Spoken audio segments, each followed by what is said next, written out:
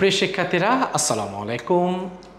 আজকে আমরা মার্কেটিংয়ের একটি মজার একটা টপিক পড়ব, সেটা হচ্ছে 4P 7P 4C। 4Ps of marketing, 7Ps of marketing, 4Cs of marketing. মার্কেটিংয়ের খুব মজার একটা পড়া সেটা।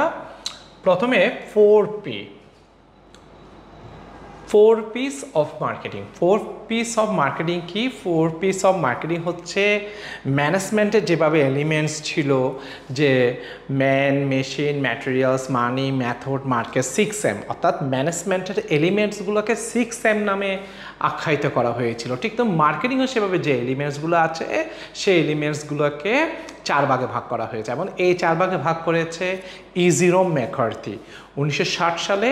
ইজিরো ম্যাকার্থি মার্কেটিংয়ের যে এলিমেন্টসগুলো আছে সেই মার্কেটিং এলিমেন্টসগুলোকে উনি 4 ভাগে ভাগ করেছে, এবং প্রত্যেকটার প্রথম অক্ষর ছিল পি, সেজন্য এগুলোকে বলা হয় 4P, 4Ps of marketing.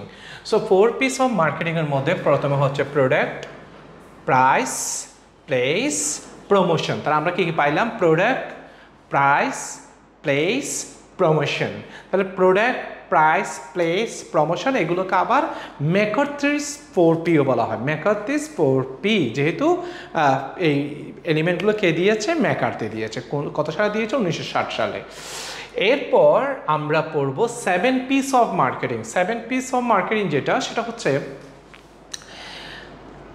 Marketing general যে এন্টারপ্রাইজগুলো আছে সেক্ষেত্রে হচ্ছে 4P, কিন্তু কিছু আছে সার্ভিস রেন্ডারের যে এন্টারপ্রাইজগুলো আছে, সার্ভিস মার্কেটিং যেটা, সার্ভিস মার্কেটিংয়ের ক্ষেত্রে মার্কেটিংয়ের যে স্কলারগুলো আছে সেই স্কলাররা 7Pকেই তারা প্রাধান্য দিয়েছে, অর্থাৎ 4Pর সাথে আরও 3টা P অ্যাড করেছে। আমরা দেখি সেই 7Pগুলো কী কী। প্রথমে হচ্ছে প্রোডাক্ট, তারপরে প্রাইস, এরপরে হচ্ছে প্লেস, এরপরে হচ্ছে প্রমোশন। তার মানে প্রোডাক্ট, প্রাইস, প্লেস, প্রমোশন, এটা হচ্ছে যেটা মেকারতে যে 4টা দিয়েছিল সেটা। কত সালে? 1960 সালে। এটার সাথে আরও 3টা P যোগ করেছিল 1982 সালে বুমস অ্যান্ড বিটনার। বুমস এবং বিটনার 1982 সালে আরও 3টা P অ্যাড করেছে, সেগুলো আমরা একটা একটা খেয়াল করি। সেগুলোকে একটা হচ্ছে পিপল, এরপরে হচ্ছে প্রসেস, এরপরে হচ্ছে ফিজিক্যাল এভিডেন্স। তাহলে people, process, physical evidence, total কয়টা P হয়? 7P, এবং এগুলো কিসের জন্য? সার্ভিস মার্কেটিংয়ের জন্য। এখন আমরা পড়ব 4Cs of marketing. 4Cs of marketing. 4C of মার্কেটিংটা কি? ইজিরো ম্যাকার্থি 1960 সালে উনি প্রতিষ্ঠানের পার্সপেক্টিভে বা সেলারের পার্সপেক্টিভে উনি কিন্তু 4Pগুলা উনি প্রেজেন্ট করেছিল। তো 90 দশকের শুরুতে রবার্ট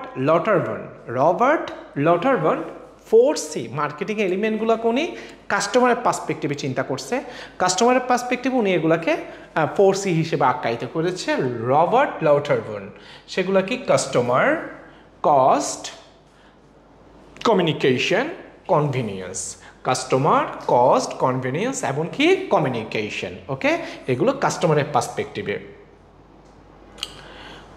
তো আমরা যখন 4P অ্যান্ড 4P আরটা হচ্ছে, একটা হচ্ছে 4Ps, আরটা হচ্ছে 4Cs। তো একটা ছিল সেলারের পার্সপেক্টিভে, আরটা ছিল কিসের পার্সপেক্টিভে? আরটা ছিল কাস্টমারের পার্সপেক্টিভে। তো 4Pগুলো কি ছিল? 4Pগুলো ছিল product, price, place, promotion. Product, price, place, promotion. Product, price, place, promotion. হ্যাঁ, প্রোডাক্ট, প্রাইস, প্লেস, প্রমোশন। এই যে product, price, place, promotion, product যেটা সেটার এদিকে সিটা হচ্ছে কাস্টমার্স। তারপর প্রোডাক্টগুলো কি ওরিয়েন্টেড? Customer oriented. কাস্টমারদের কাছে প্রোডাক্টগুলো সেল করা হবে। এরপর যেটা প্রাইস, সেটা কাস্টমারের পক্ষ থেকে সেটা হচ্ছে কস্ট। ওকে, এরপর যেটা প্লেস সেটাকে বলা হয় কনভিনিয়েন্স। এরপর যেটা প্রমোশন সেটাকে বলা হয় কমিউনিকেশন।